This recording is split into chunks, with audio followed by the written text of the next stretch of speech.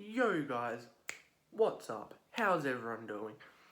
Welcome back to you returning viewers or you new people. Hello, how are you? So as you can probably tell, this is an NBL based channel that has like prediction videos. I'm in the process of editing a start bench cut NBL edition. You know how all like those people do it. So yes, so let me tell you, today's video is going to be an NBL20s prediction review video, which I did 7 months ago, which was the predictions video. So this one's going to be me telling you what I predicted, if you don't remember, and what the actual predictions were. So let's get to it. And we back. So with this bit is going to be me telling you what my original predictions were, and then I'm going to have a bit after telling you what the actual predictions were after. Yes, so we're going to go from top to the bottom of the list. So I had the minor premiers being Melbourne United with their lethal trio of Mello Trimble, Casey Prather and Sean Long, which they didn't actually get there. Next I had was the Spoon, with being Cairns Taipans. I had the grand final being between Melbourne United and Perth Wildcats, a repeat of the season before, NBL19. But I had the Wildcats being the champions against them. I had Bryce Cotton being the finals MVP, because I know against United he could torch them.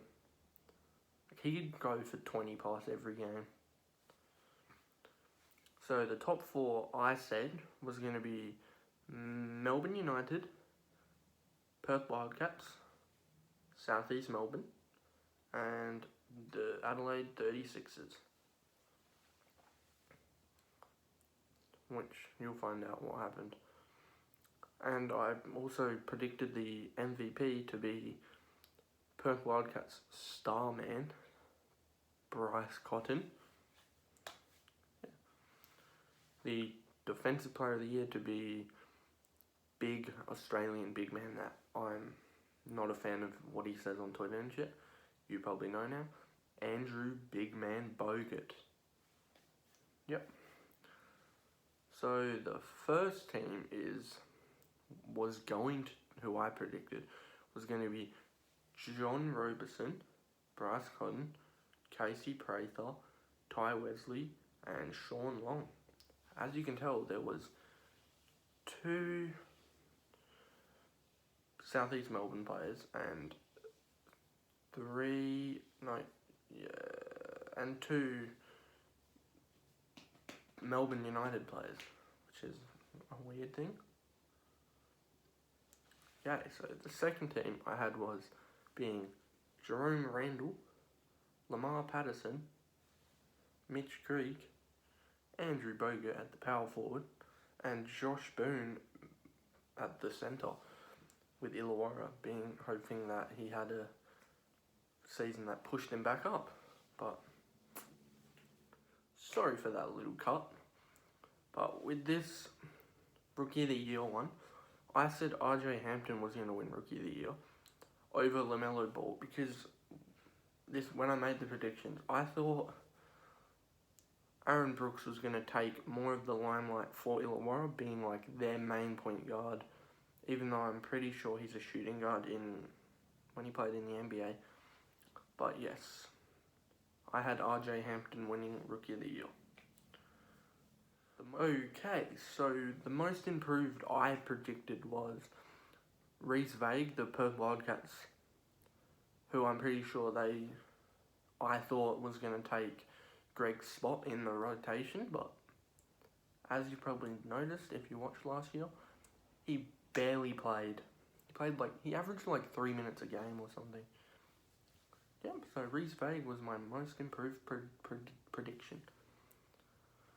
Lastly, I had being top NBA draftee, which I had LaMelo Ball, just because like, I know RJ would have probably, if I said he was going to win Rookie of the Year, I didn't think he would be drafted higher than LaMelo, because LaMelo has that name, like, because he's got brothers Lonzo, LiAngelo, and then his dad is LeVar and Tina Ball, who are his parents.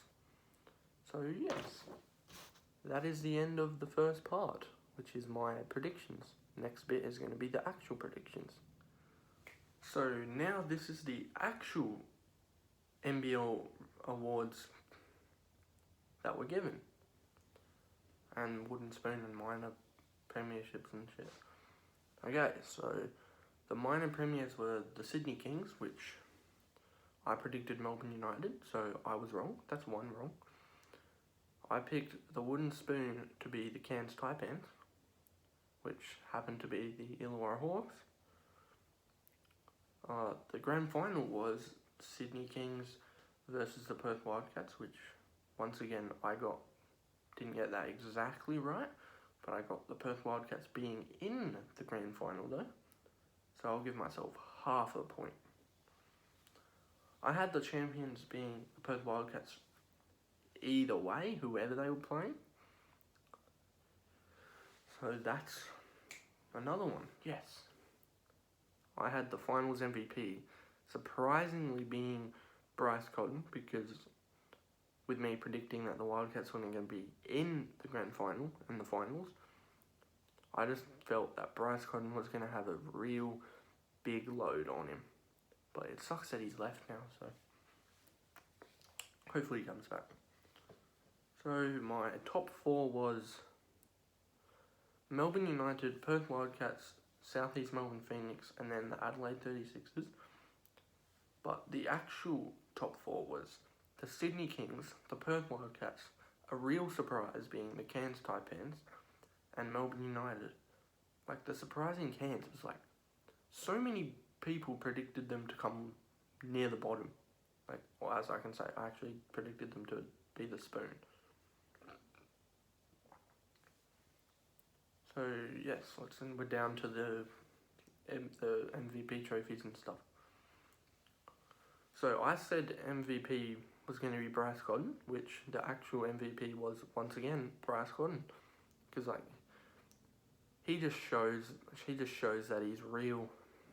Like, he can use his strengths to make the team better, and he deserved the MVP, to be fair. Machado wasn't far behind though. So the Defensive Player of the Year was DJ Newbill, who I picked Andrew Bogut, because I just thought with him having another full season, which I hoped would have happened, even though I didn't actually. But yeah, DJ Newbill won that. That was a surprise, but he did play good defense for the whole year. So the first teams was going to be, my prediction was John Roberson, Southeast Melbourne import, Bryce Cotton, Casey Prather, Ty Wesley, and Sean Long. Which the real one was Scott Machado, which when I was doing the prediction video, I just completely forgot about him. So it's Scott Machado, Bryce Cotton, Lamar Patterson, Jay Sean Tate, and Nick Kay, which I would say I will give myself 1 point, because there was 5 players to pick and I got 1. So the second team was Casper Ware, DJ Newbill, Scotty Hobson, Cameron Oliver, and Andrew Bogut, which I said it was going to be Jerome, Lamar Patterson, Mitch Creek, Andrew Bogut, and Josh Boone. So with that, I got 1 mark, but I put Patterson in the first team instead of the second team. No, I put him in the second team instead of the first team. Okay, there you go. Yep. So the Rookie of the Year was LaMelo Ball pretty convincingly, even though he only played like 17 he played like 12 games. But he won it over my prediction RJ Hampton. So yeah, the most improved, which I said was going to be Reese Vague, who I hoped would have took on a couple more minutes, but he didn't. So the most improved was Will Magnay from the Brisbane Bullets, who has attracted some NBA teams, I think, in Summer League, hopefully. And the last one was the top NBA draftee, which I said was going to be LaMelo Ball, but it's been none yet because the draft hasn't officially happened yet. But when you look at mock drafts and things, it's got LaMelo being higher than RJ Hampton. But what could be? Terry Armstrong, the Southeast Melbourne next star, might not even get drafted because he's not being highly rated. Okay, so I got 7 out of 25 predictions right, which that included both 5. Okay, so thanks for watching, everyone. If you enjoyed this video and want to see more of this NBL kind of video, click the red subscribe button down below and give it a like if you want. Still not forcing you. So yeah, just if you like the video, give it a like. Only if you want. Yeah. And potentially comment down below what videos you would like me to see that aren't too hard to film. So, catch ya.